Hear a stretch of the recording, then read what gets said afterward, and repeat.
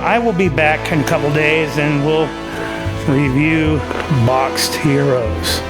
So stay tuned for that. Thanks for stopping by. And if you like what you see, please subscribe, like this video, share it around. It helps me out, man. Every time that somebody interacts with my videos or channel, it helps the algorithm. And Lord knows we need it. So anyway, I will see you in a few days. It's going to be 118 degrees. It's going to be like 118 degrees. You know what? Let's just get this over.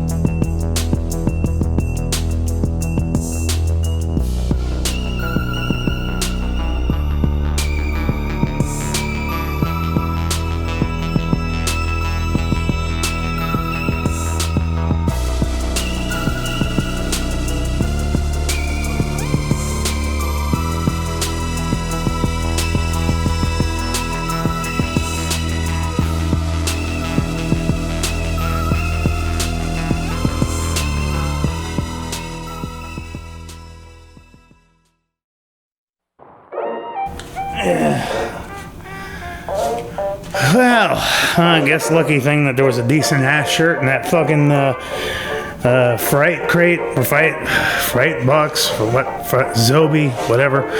Yeah, there was like a $10 coupon in that too. So maybe one day else if they have franchises and something I like, sure. Man, a lot. So the last episode was. Welcome to episode 17 of Low Tide. So I got this particular box that seems to be popular right now, Boxed Heroes. They're a new comic book mystery box. Seems to have some decent results. So I thought I'd give them a shot. You know, when I started this channel, I had like no intention on it becoming an unboxing channel, but like you know, I wanted to be more movie related, something the way Rude Planet used to be.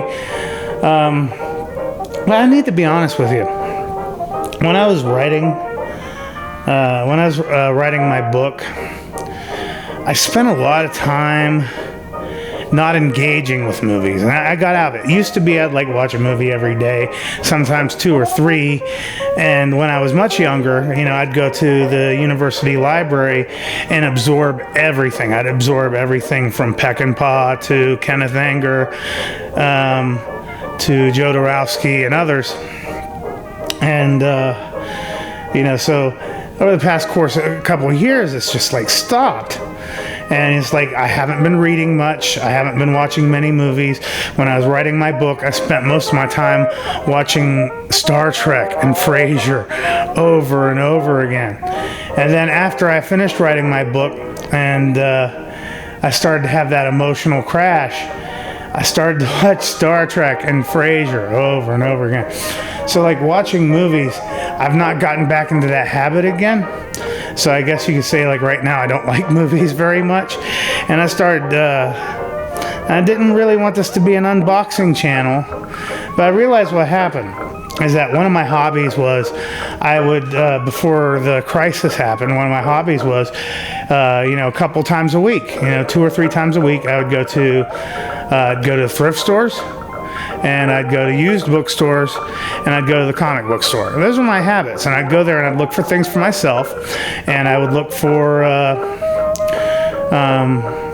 you know, I'd look for things that I could sell on Amazon or whatever, and, you know, that was my routine. I can't do that from home, and so, like, this whole mystery box thing sort of suits me kind of well right now.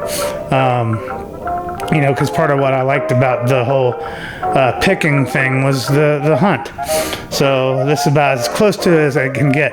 And then also I started looking into comic books more, because after I finished my comic, and after I finished my book, or when I was coming close to finishing my book, I've really been toying around with the idea of writing it out and to be a graphic novel or a comic book. So that's how it got back into collecting again. So anyway, my hostility has already been expended with the fright crater, whatever the hell that is, and now.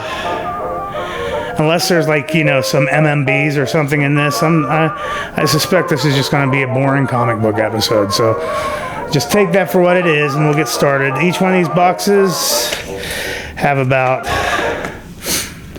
5 comics in them each, and let's see what it is. Save on other mystery. Box Heroes is here to save you from other mystery. And want to win a graded comic. You have 2 chances to win this month. Okay, if you tag them on social media and follow them on social media, you have a chance of winning a graded comic. So that's how things work. But yeah, I guess it's, you know, it's been a lot of Cape shit, and that's fine. I already bought like a ton of mystery boxes. I ordered even 2 more of these that, you know, like a couple weeks ago, and I still haven't gotten a shipping notice about them yet. But so we got that, and then I got some other stuff coming in the mail, and I kind of got like the next couple weeks planned out. So anyway, let's just move on and see what we have here. So there are a total of 5 comics in this box. So let's just start here. Action. So let's just start here. We have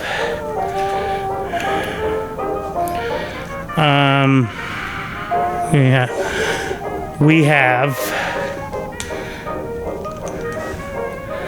Justice League 7.2, or known as Killer Frost 7.2, one of those lenticular covers. Looks pretty neat. Yeah, the effect is pretty good. And then we have Age of Apocalypse, The Chosen, #1. Yes, I just got a shit ton of mutant books, so I'm probably not going to look at the artwork on this. That Mr. Sinister, look how like thick he is. Oh, whatever. And then we have X-Men #150. So Dan, I'm building on my X-Men collection, apparently. So there we have that, X-Men #150. Okay, I'm completely down with this. I already have this, but my copy is definitely not in as good of shape as this. So this is a replacement. This is an upgrade. So John Carter, Warlord of Mars, #1. So I am exceptionally pleased on this. I have a few of these. I have #1 and #11, which were key issues, and then I think like it's #18. One of these has like the first, so I think it's like Frank Miller's first work at Marvel is on the John Carter run, so I need to pick that up. So we have Amazing Spider-Man #309. I'm not a Spider-Man collector, but that is a Todd McFarlane book, so yeah, I'll keep it. And then I got something for my wife, Witchblade Collected Editions #6. So that is actually well, I'll tell you what, there wasn't anything I would say groundbreaking in that box, but it certainly has the value. The way I look at it is this: say you're running a collection of things and you're trying to fill out collections, and you have to go on eBay to buy books, and they don't have them at your comic book store, so you go on eBay. You might find the comic book for cheaper, but you still end up paying shipping. So like, you know, keep in mind if you were like buying stuff on eBay, you're looking at per book $3 to $5 shipping per book. So, you know, it all adds up one way or another. I think that the Todd McFarlane book's probably an $8 book. Same thing with the John Carter. I know John Carter goes between 8 and 12, and you know the X-Men's probably a $10 book. So yeah, the value's there, and I got something for my wife too. I'm going to keep every one of them, so it's all good. So here we go, second box. This is definitely better than some other boxes out there. So hold up for that. But anyway, his hair is getting in my way. It's starting to cool down a little bit, but my goodness. So, hey! Yeah, I know it's like a $3 book, but as I mentioned before, I am collecting Valiant, and I think I have like 3 of these already, and I'll definitely keep Bloodshot #1. So that is mine. I like how I love that foily shit. So yeah, I'm gonna keep it, and then yeah, it's Rob Liefeld, the worst cut. All right, rolling. Back to 1. Yeah, Rob Liefeld, the worst artist out there. New Mutants #95.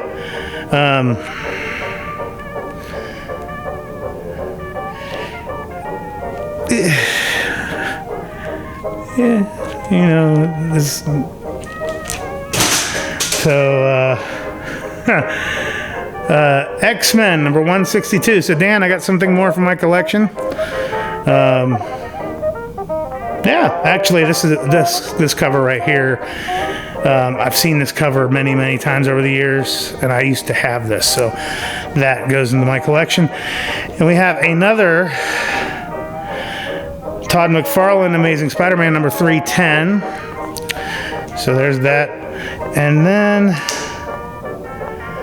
yeah, Scotty Young. I know a lot of you like Scotty Young. I know a lot of you, and his work is good, man. If you look at his work is really good. His work, it's you know, fairly detailed. It's deceptively simple. It looks like, you know, if Todd McFarlane was doing that Steven Universe bullshit. I can't stand the cutesy cut.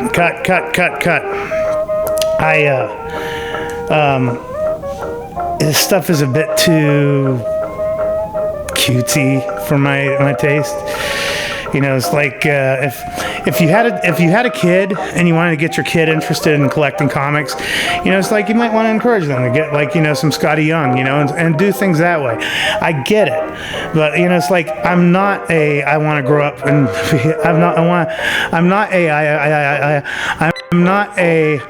I don't want to grow up. I'm a Toys R Us kid anymore. You know, I'm a grown ass man. But I got a signed Scotty Young, so that's worth about $20, I'm sure. Easy. If it was a key issue, I'm sure it'd be worth even more, but it's got a certificate of authenticity on the back. Yeah, that's, you know, and then Chaos Quarterly has got Lady Death on the cover. It's got Evil Ernie and Cremator in there, so I'm going to keep that for myself. You know, this episode's boring. This box is good. It is, if you're just starting to collect, or you're getting back into collecting and you want to fill out your collection a little bit or find something new, you're not going to get any MMBs, at least not what I can see, except for maybe that Scotty Young, but that's signed. I don't count that. Yeah, this is all decent. I'm cutting this because I don't know when this episode is going to come out.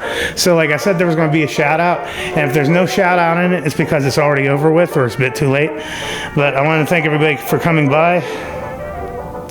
I have no idea what my next box is going to be, or what my next movie is going to be, or any number of things. So just stay tuned. You'll you know, if you want to know, click subscribe, and If there's a bell there, hit it. I've found out that there's a little bit of a bug. Some people are not seeing the bell on my channel, and it's saying it's marked for kids, even though it's not. So if you don't see the bell, just keep an eye out, or go to my social media. That's in my description, and I'll make announcements.